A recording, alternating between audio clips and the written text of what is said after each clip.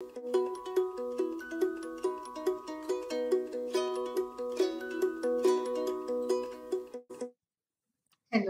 मी doctor Nikita Krishna गजरे आणि मी Anantrao homeopathic medical college मध्ये इंटर्नशिप करते आणि मी हा 12 दिवसांचा प्राणाचा कोर्स जॉईन केला आणि हा course mainly on the basis of live case workshop आहे.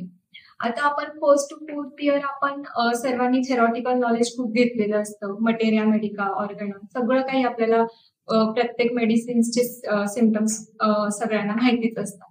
मग आपण काय करतो, फोर्थ इयर झालं की मग एखाद्या पेशंटकडे पेशंटची केस घेताना काय करतो, जे ड्रग सिम्पटम्स असतात ते पेशंट सिम्पटम्सची मॅच झाली की आपण प्रिस्क्राईब करतो. But this is not the right वे.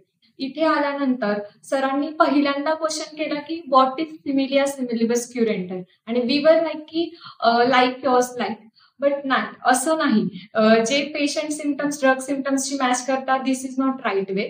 आपल्याला काय केलं पाहिजे, करेक्ट केस टेकिंग घेता आली पाहिजे. सिमिलिया म्हणजे काय, what is close to that patient. तर मग सर्वप्रथम काय केलं पाहिजे, केस टेकिंग घेताना we have to live with that patient and then we will see the effect on that patient. So first of all, timeline, since when the complaint started, then most bothersome symptoms मध्ये आपल्याला आत्ता पेशंटला काय होतंय ती त्याची most bothersome complaint ती आपण लक्षात घेतली पाहिजे.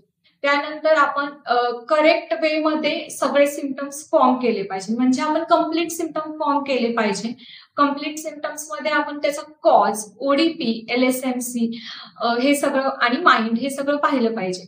आणि त्यानंतर what is first symptom and then trying to form the chronological order of the symptoms and try to find characteristic symptoms. हे कधी समजलं, ज्यावेळी लाईव्ह केस मध्ये आम्ही केसेस पाहिल्या, सरांनी केस घेताना पाहिलं आम्ही, त्यावेळी आम्हाला लाईव्ह केसमध्ये हे सगळे पॉइंट समजले की काय एक्झॅक्टली इफेक्ट आहे पेशंटवरती, सर कशी केस घेतात, काय करेक्ट वे आहे, हे सगळं लाईव्ह केसमध्ये समजलं. त्यानंतर सर एक केस झाली की सर आम्हाला येऊन त्याचे रुब्रिक्स, आता केस तर आपण घेऊ पण how to find rubrics, correct rubrics. मग रेपर्टरीमध्ये आपण रुब्रिक्स खूप आहेत. आता अँगर, राग येतो, मला राग येतो, माझी चिडचिड होते, यासाठी आपण अँगर घेतो, इरिटेबल घेतो.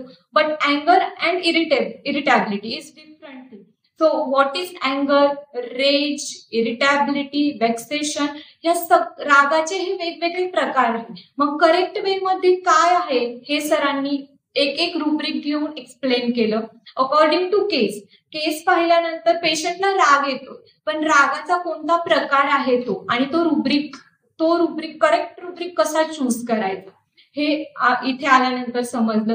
त्यानंतर ओव्हरऑल केस झाली, रेमेडी फाइंड आउट केली. But what was the potency, what is the potency for that particular case or that particular remedy. तर मग how to find correct potency, then repetition of dose, हे एक posology सरांनी चांगल्या प्रकारे शिकवली.